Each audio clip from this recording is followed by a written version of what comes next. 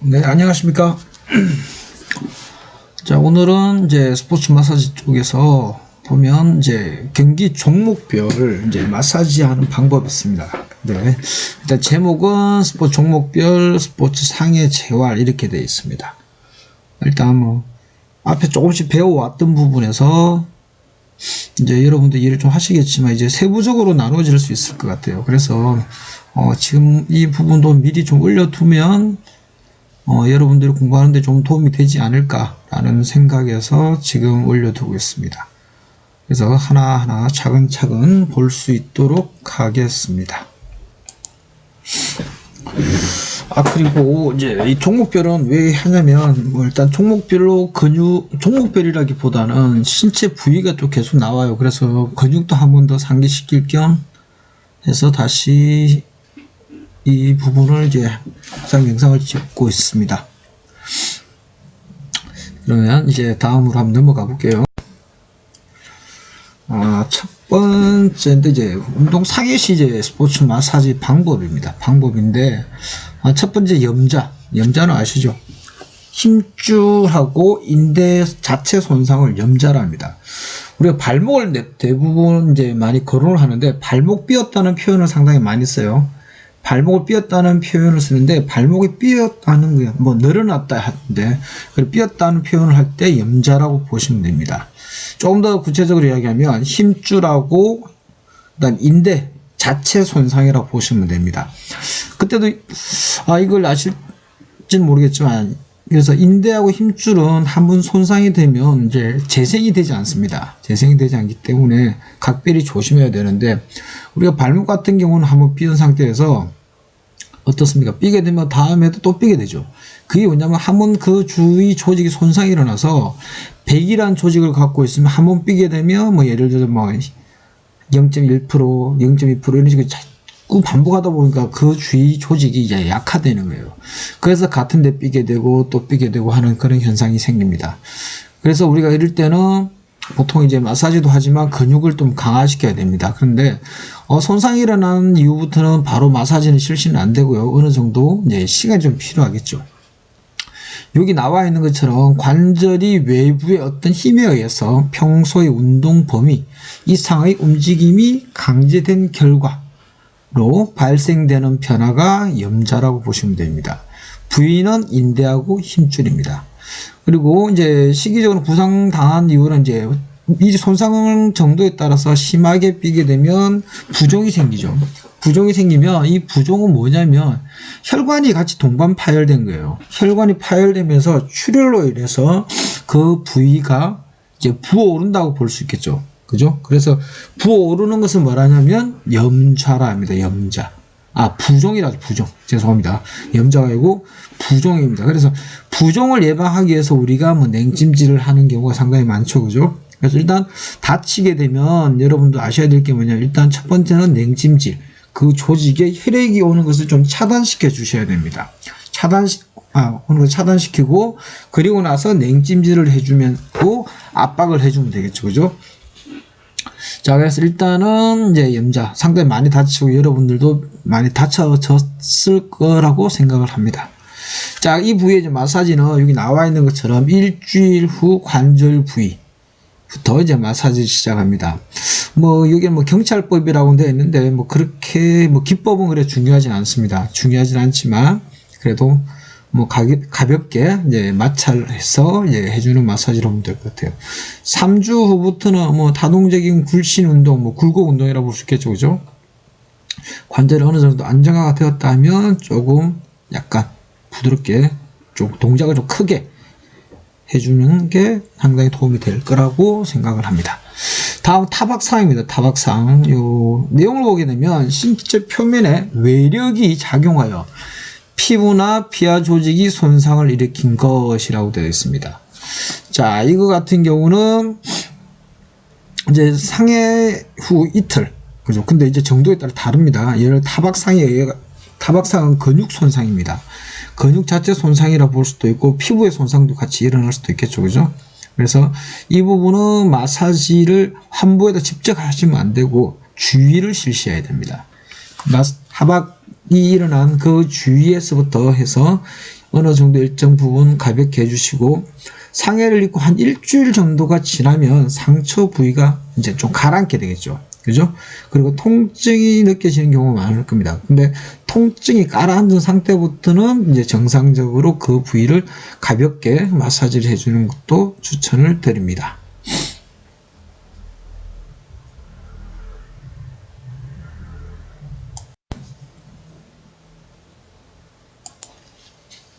자, 다음은 이제 근육 이탈입니다. 근육 이탈. 근섬유의 일부에 단열이 일어난 상태. 그다음 혹은 단열이 되지 않지만 늘어나 있는 상태. 근섬유가 약간 찢어질 수도 있겠죠. 그죠? 찢어졌다고 표현도 합니다.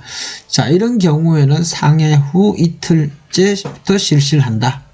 이틀째부터 실시한다. 자, 마사지하는 방법은 일주일 정도는 앞통 부위의 주변 근육을 마사지를 해줍니다. 주변 근육을 마사지를 해주고 그 한 2주 정도 되어진다고 하면 그때부터는 이제 조금 더 앞통 부위를 근접해서 마사지를 할 수가 있을 겁니다. 그리고 주의사항은 주동근과 기랑근에 마사지를 해준다. 자, 주동근은 그거죠. 주로 움직여지는 근육. 주로 움직여지는 근육인데, 기랑근은 뭐냐면 주로 움직여지는 근육이 과하게 활성화되는 것을 조금 조절해주는, 반대작용을 해주는 근육을 기랑근이랍니다. 근데 여기서 하나 더 좀 빠졌던 부분이 뭐냐면 협력근이라고 되어 있어요. 그래서 도와주는 헬퍼 근육이랍니다. 헬퍼 머슬이라는데 이 헬퍼 머슬도 같이 마사지를 해주셔야지 보다 효과적으로 대처할 수가 있을 겁니다. 그래서 근육 이탈 같은 경우는 뭐 근파열이라 보시면 될까요? 부분적으로 단열, 그죠? 그래서 이런 부분들은 주동근과 기랑근만 마사지하는 것이 아니라 여기는 협력근까지 같이 해줄 수 있습니다.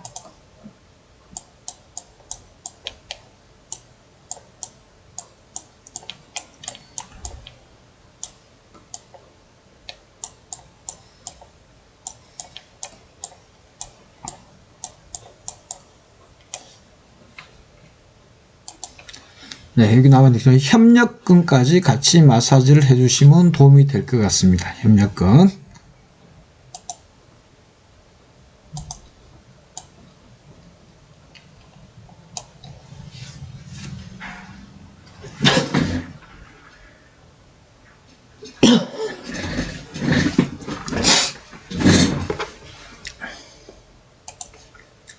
자, 다음은 아킬레스 건 단열입니다. 아킬레스는 힘줄입니다. 힘줄. 그래서 건이 됩니다. 건 힘줄 같은 말입니다.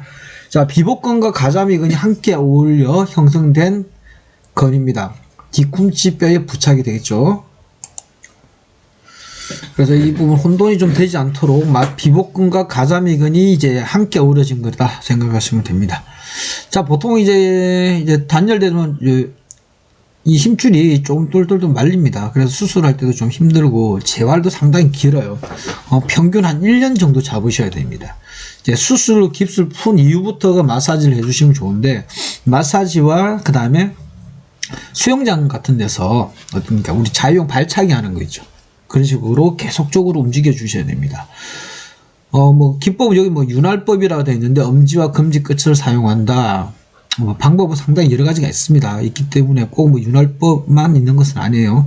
여러 가지 가볍게 문질러서 어떤 데도 강하게 문질러셔야 됩니다. 왜냐하면 짧아져 있는 부분을 다시 연결했기 때문에 근육이 더 짧아져서 팽팽해질 수가 있습니다. 그래서 스트레칭, 늘려주는 운동을 지속적으로 해주셔야지 어느 정도 회복이 될 수 있습니다. 그리고 기간은 한 6개월 정도 하게 되면 이제 어느 정도 3개월 정도 하면 다음 이제 경관절 통증. 자, 경관절 통증은 상당히 조금 많이 다뤄지죠. 꼭 운동선수가 아니더라도 우리가 어깨에는 상당히 많이 다쳐지는 부위입니다. 종목으로는 야구, 투척 경기, 테니스, 그 다음에 배구, 체조 경기, 그 다음에 많겠죠. 펜싱도 있을 거고, 그죠? 자, 이런 경기 중에 이제 곧잘 어깨 상해를 입기 쉽다라고 되어 있습니다. 마사지 하는 그 부위의 근육은 이제 회전근개에 있는 극상근, 극하근, 그 다음에 소원근 있고요. 그 다음에 승모근, 대원근, 상완이두근, 삼두근, 대흉근 이런 식으로 나와 있습니다. 자, 여기서 보면 조금 의외로 이제 상완이두근 손상이에요. 상완이두근의 짧은 힘줄이 손상이 좀 많이 일어나요. 그 부분이 짧아져요. 짧아지고 비대해져서 다른 부분의 근육의 기능을 조금 떨어뜨리게 됩니다.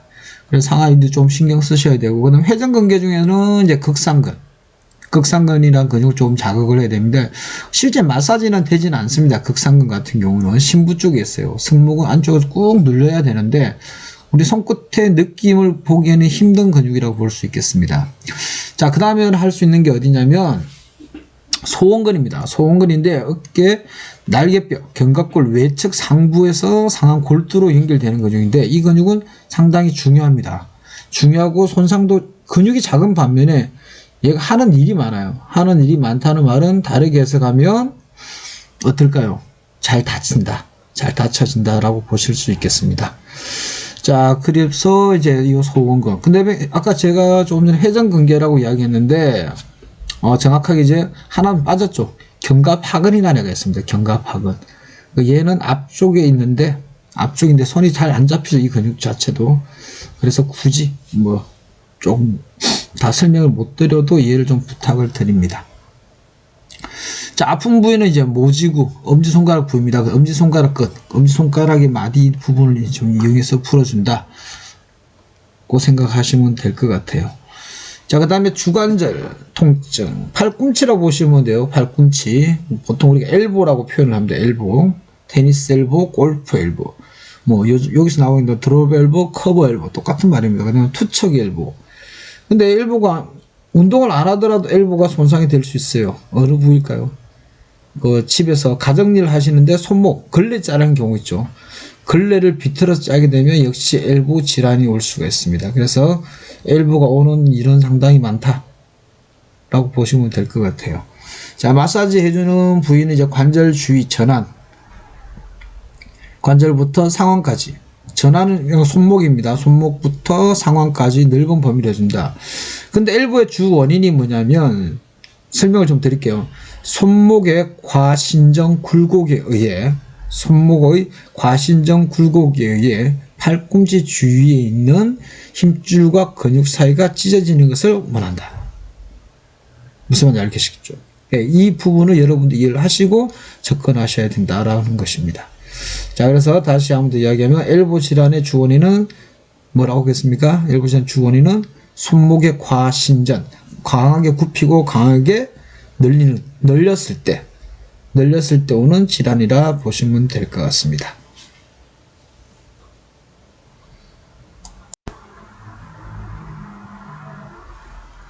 다음에 이제 수관절 통증. 수관절이 손목입니다. 손목인데 이제 체조 선수들이죠. 체조 선수들 있고, 배구 선수도 손가락 많이 쓰는 친구들 보면 됩니다. 체조 선수들 보면 항상 손목을 테이프로 이제 테이핑하고 있는 부분 많이 알 수 있을 겁니다. 그리고 배구 선수들도 보면 손가락 마디마디에 작은 테이핑을 감고 있어요. 그래서 그 테이핑을 감으면서 이제 조절시켜준다 보시면 될 것 같아요. 자, 마사지 하는 방법은 정상이 가벼울 경우 가볍게 경찰법에 해서 마사지 해주고요. 실질적으로 손가락이나 손목 주위는 마사지 잘 안 돼요. 안 되는데 일단 그래도 가볍게 원하는 분들이 있기 때문에 해줄 수 있겠습니다. 그리고 이제 손목 같은 경우 여기서 따뜻하게 해주려, 그죠? 온찜질을 좀 해주면 더 도움이 될 것 같고요. 심하게 나쁜 경우는 수술이 필요한데, 일단 그 전까지는 가볍게 이렇게 마사지를 해주셔도 무방합니다. 자, 다음은 요통입니다. 요통. 자, 요통은 감기보다 많이 오는 통증입니다. 감기보다 많이 오는 통증이고, 그 다음에 근육과 허리 쪽이죠. 허리, 우리 골반뼈 위쪽부터 해가지고 갈비뼈 이하라고 이해를 하시면 좀 빠를 것 같아요. 자, 근육과 인대의 요통이 원인이 되고 있다고 생각되는 질환을 말한다. 그래서 실제적으로 근육이 한쪽에 과하게 굴곡되고 신전되고 했을 때 일어나는 질환이다 보시면 될 것 같아요. 자, 그 다음에 마사지 방법은 통증 부위만이 아니라 둔부에서 견갑부, 엉덩이부터 날개뼈 하부까지 넓게 분포되어 마사지를 실시한다. 그럼 이 근육이 뭘까요? 광배근입니다. 둔부에서 견갑부까지 넓은 범위로 마사지를 한다. 이거는 이제 광배근이니까 그렇게 아시면 될 것 같고, 견갑부에서 척추에 가깝게 붙어 있는 근육은 이제 승모근 있습니다. 하부 승모근이라는 애도 있으니까 알아두시면 좀 도움이 되지 않을까라고 생각합니다. 그 다음에 이제 둔부 쪽에서 이제 천골과 장골에 연결되는 게 있습니다. 그 천장관절 하부 쪽에 뭐가 있냐면 자골신경이 지나가요. 그래서 그 자골신경에서 기능이 조금씩 또 다시 떨어질 수가 있습니다. 그래서 그 점도 좀 참고를 하시면 도움이 되지 않을까 생각을 합니다.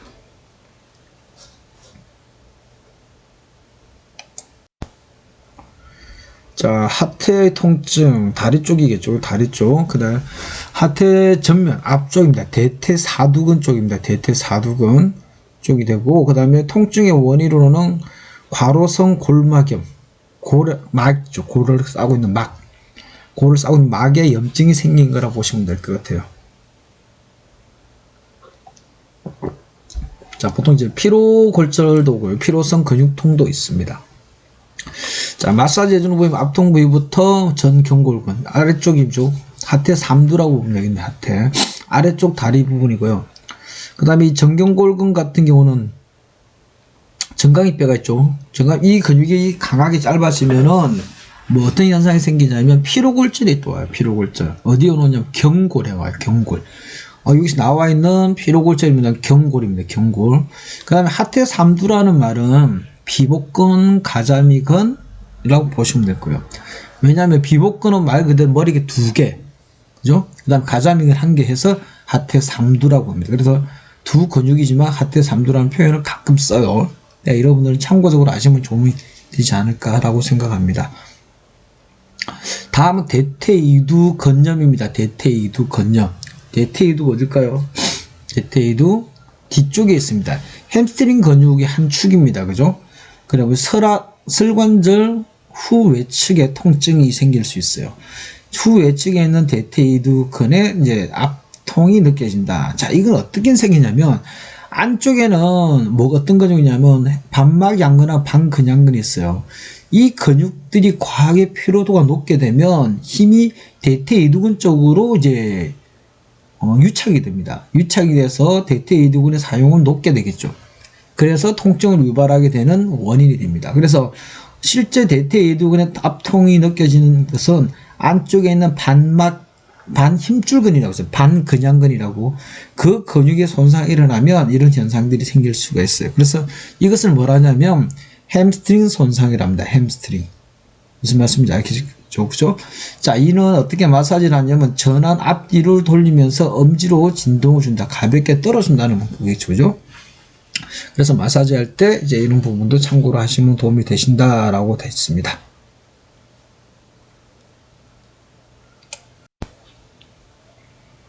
자, 아킬레스 통증. 아킬레스 아까 이야기를 했죠. 그죠? 아킬레스 근 주위 근염, 그 다음에 아킬레스 근염. 아킬레스 주위 근염이 있고 아킬레스 근염이 있습니다. 그죠? 통증인 거고, 이제 족관절을 직각으로 하여 엄지와 내 손가락 사이에 아킬레스건을 끼워 팔을 상하로 움직여 손가락을 근이 연결되는 방향으로 미끄러지듯이 주물러 준다. 그 다음 족관절을 가능한 한 아래로 구부려 중지를 아킬레스건에 대고 전환을 앞뒤로 이동시켜 아킬레스건에 대해 옆방향으로 중지를 이동한다. 좀 복잡하죠, 그죠? 자, 이런 방법을 통해서 해주시면 도움이 된다고 합니다. 자, 아킬레스는 또 어떤 근육이 형성된다 했어요? 조금 전에 이야기했던 비복근하고 가자미근에 의해서 아킬레스건이 형성된다 라고 제가 이야기 드렸습니다. 뭐 기억하실 거라고 보고 넘어가도록 하겠습니다.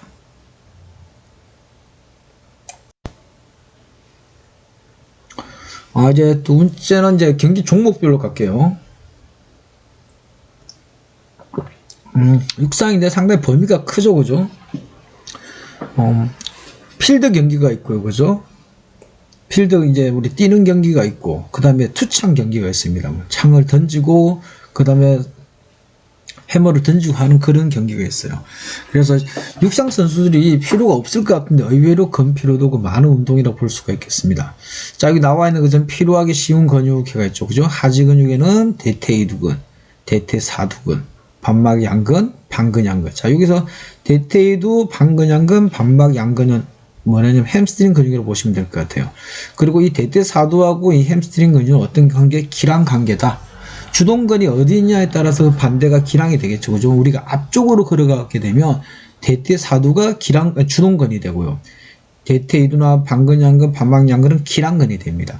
근데 예를 들어 우리가 뒤로 걸을 때는 반대로 대퇴이두, 반근양근, 반막양근이 주동근이 되고 대퇴사두가 이제 기랑이 되겠죠. 여기 나와 있는 뭐 내전근 이런 애들은 이제 협력근이라고 보시면 될 것 같습니다. 단내전근, 대내전근, 치골근 이런 것들이 있어요. 그래서 있고, 자, 아래쪽에는 하대삼두 아까 뭐랬습니까? 비복근하고 가자미근. 비복근하고 가자미근이라고 보시면 될 것 같고요. 여기와 반대되는 근육입니다. 여기도 하대삼두 내부에는 또 후경골근이라는 애가 있습니다. 정경골근에 반대되는 근육이겠죠. 그죠? 그래서 이런 근육들이 하지 근육에서 피로도가 상당히 높은 부위라고 말씀드릴 수 있겠습니다. 그리고 상지 근육을 볼게요. 상지 근육. 앞부분에 이야기했던 회전근개. 제가 이야기했죠. 극상근, 극하근, 소원근, 견갑하근. 그죠? 여기서 견갑하근만 빠졌습니다. 앞쪽에 있어서. 그래서 여기 나오죠. 그죠? 대신에 회전근개를 감싸고 있는 근육이 뭐냐면 델토이드라는 삼각근입니다. 삼각근이 되고, 그 다음 상지한 상완 3두가 나오고 있는데 2두가 없죠. 그죠? 상완 2두가 좀 빠진 것 같아요. 상완 2두의 기랑근이라고 보시면 될 것 같고요. 여기서 조금 더 추가적으로 이야기를 하게 되면,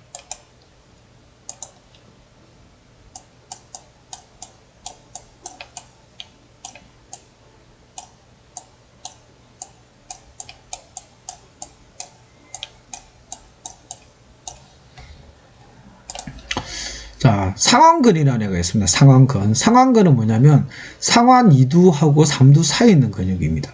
어떤 역할을 하냐면 상완 2두는 굽히는 근육이고 상완 3두는 늘어뜨리는 근육이겠죠. 그죠? 신전 근육이단 말이에요. 그럼 이 근육은 뭐냐면 굽혔던 근육을 유지시켜주는 근육입니다. 우리가 무거운 물건을 잡고 일정 부분 힘을 가하죠. 가하면 이 근육이 이제 그때부터 이제 작동이 됩니다. 작동하면서 끝까지 버티게끔 도와주는 근육이 상완근이라고 보시면 될 것 같아요.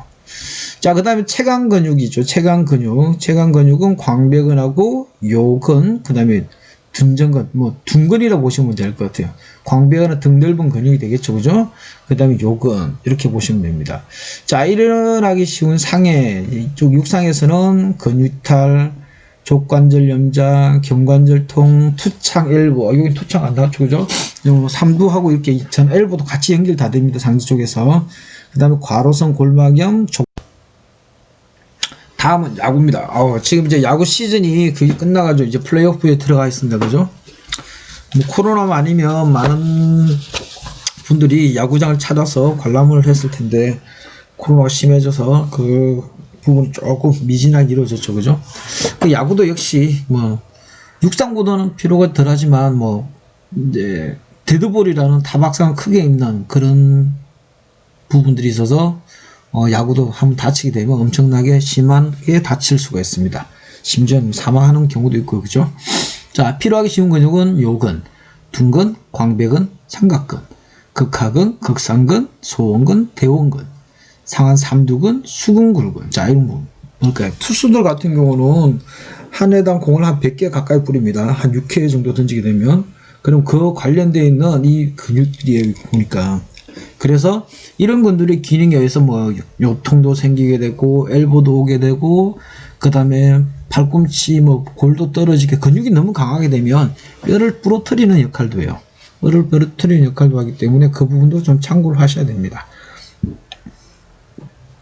자, 그 다음에 수근굴근 같은 경우 어떻게 해요? 투수들 같은 경우 손목을 많이 이용을 하죠. 그죠? 커브, 변화구를 던지기 위해서 이런 현상들을 많이 일으킵니다. 그래서 가능한 한 미리 준비 운동 같은 걸 충분히 해주셔야 됩니다. 그래서 일어나기 쉬운 상해가 보면 야구 엘보, 그 다음에 근초염, 그 다음에 족관절 염자, 요통, 요통 어쩔 수 없이 계속 나오는 것 같아요. 그죠? 자, 그 다음에 배구로 넘어갈게요. 배구로 가게 되면, 자, 필요하기 쉬운 근육 해가지고, 삼각근, 극상근, 극하근, 소원근, 대퇴사두근, 하퇴삼두근.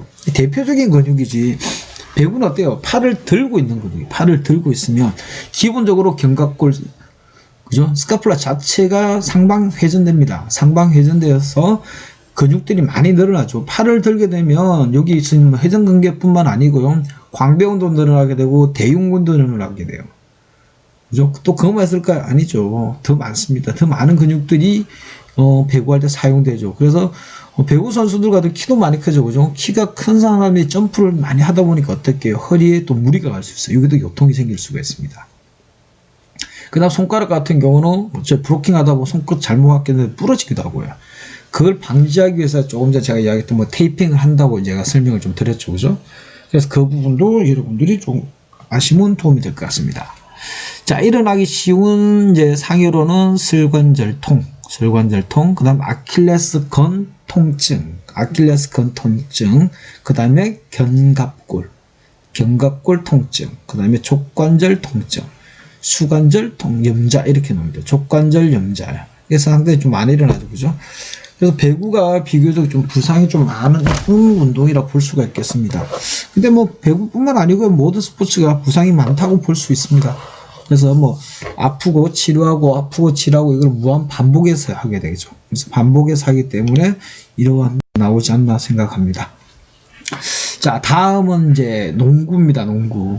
겨울철 대표적인 스포츠 종목 관람 문화가 이제 농구죠. 배구도 마찬가지고 지금 시즌 이제 시작했을 것 같아요.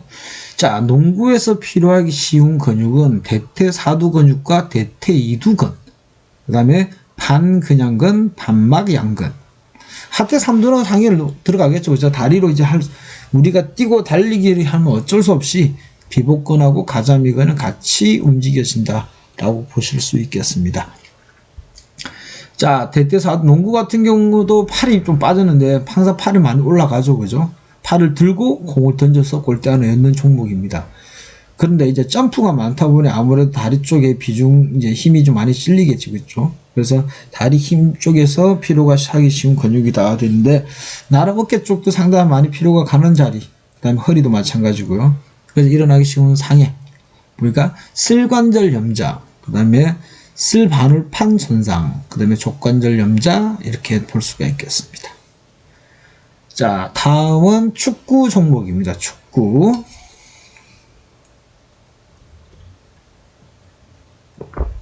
자, 축구 종목인데, 축구도 다리로 하죠. 그죠? 다리로 하고, 대표적으로 발목이 상당히 많이 나가는 운동입니다. 그래서 여기는 대퇴사두근, 내전근, 엉덩이 근육, 전경골근, 비골근.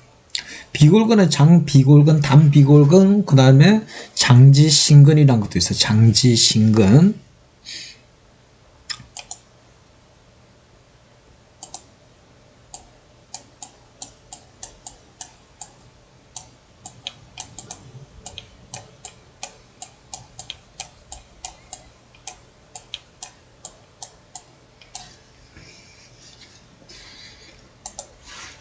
자, 장지신근이라고 그러는데, 이 장지신근은 네 발가락 편근이라고 보시면 돼요. 발가락. 그 다음에 장무지신근, 장무지굴근, 이런 애들도 상당히 피로가 많은 자리입니다. 왜 이렇게 이야기하냐면, 축구에 공을 차죠. 공을 차는 순간 이쪽 근육들이 상당히 많이 움직여집니다.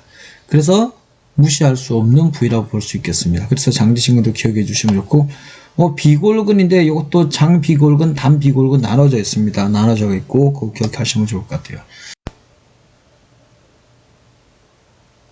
다음은 이제 럭비가 되겠죠. 일반 사람들 럭비를 하지는 않죠. 잘 접할 수 없는 운동이라 볼 수 있겠습니다. 그죠? 저도 대학 다닐 때 럭비를 해본 경험이 있습니다. 학교 수업 시간이었어요. 자, 필요하기 쉬운 근육은 또 허리 쪽, 그 다음에 엉덩이 근육, 대퇴사두, 내전근, 대퇴이두근, 오타가 나서 이두근입니다. 그 다음에 반근양근, 반막양근, 하퇴삼두근. 럭비 같은 경우는 스크를 짜서 밀기 때문에 어깨 쪽에 손상이 많습니다. 쉽게 말하면 삼각근이나 아까 회전근개도 손상이 많이 가는 운동이다. 그래서 서로 이제 스크를 짜서 버티다 보면 결국 허리 쪽에 있는 요근, 그죠? 요방형근도 마찬가지고요.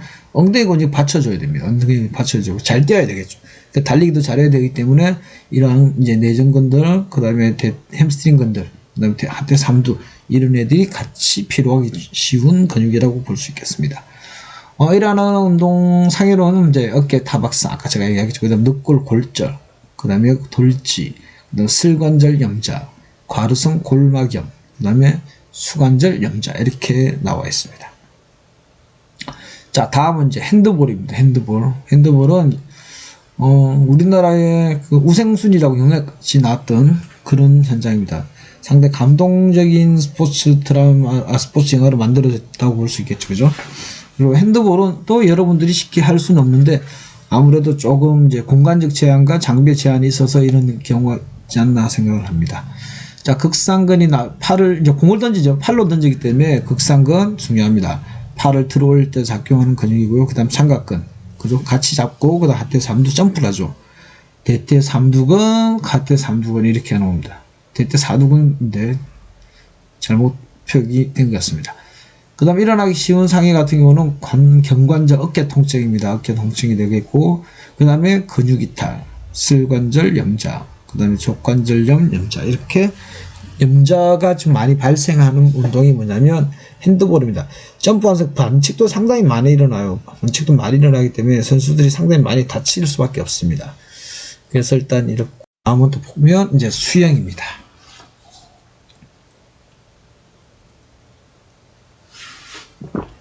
수영인데, 자, 필요하기 쉬운 근육 이제 광배근, 그 다음에 극상근, 극하근, 소음근, 그 다음에 대흉근, 이제 삼각근, 대퇴 사두근 나옵니다.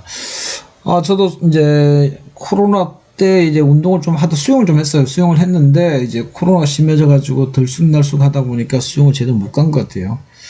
그래서 어깨 통증이 좀 심해서 수영을 하다가 지금 조금 잠시 쉬고 있는 상태인데, 수영 상당히 좋은 운동인 것 같아요. 근데 처음 하시는 분들은 피로가 상당히 많이 발생되고 스트레스가 가중될 수밖에 없는 운동이다고 생각하시면 될 것 같습니다. 자, 여기서 일어나기 쉬운 상해는요, 경관절통, 주관절통, 그 다음에 요통 이런 게 있습니다. 자, 다음은 테니스입니다. 테니스. 피로하기 쉬운 근육 중에서는 삼각근, 그 다음에 상완이두근, 전완신근근, 전완굴근근. 자, 이게 뭐냐면 테니스 엘보 질환을 유발하는 근육들입니다. 그래서 신근근, 다발이죠. 그 다음에 굴근근, 얘도 앞쪽 다발입니다. 자, 일어나기 쉬운 상해로는 이제 테니스 엘보, 그 다음에 근초염, 이렇게 볼 수가 있겠습니다. 자, 이제 체조입니다. 체조. 올림픽 효자 종목이죠. 그죠? 2012년도 양학순이가 도마에서 금메달을 딴 체조 경기입니다. 필요하기도 쉽고요. 그 다음에 선수들 보면 대부분 손목에다, 발목에다 테이핑도 하고 있고, 손목에 테이핑도 하고 있습니다. 필요하기 쉬운 근육은 극상근, 극하근, 삼각근, 정거근, 소원근, 광배근, 승모근, 전완굴근근, 전완신근근, 하태삼두 이런 근육들이 있습니다. 그리고 일어나는 기 쉬운 상해 질병 같은 경우는 요통, 경관절통, 주관절통, 수관절통, 슬관절 염자, 아킬레스 근염, 아킬레스 근단열, 족관절 염자, 주관절 염자 이런 것들이 있습니다. 체조 최근에는 이제 방송에서 많이 보기 힘든 종목인 것 같아요. 그죠? 소년제도 없어지고 이제 그럼 리듬 체조입니다. 리듬 체조. 그래서 기계 체조가 있고요. 일반 리듬 체조 두 종류로 나눠집니다. 그 정도 아시면 도움이 될 것 같습니다.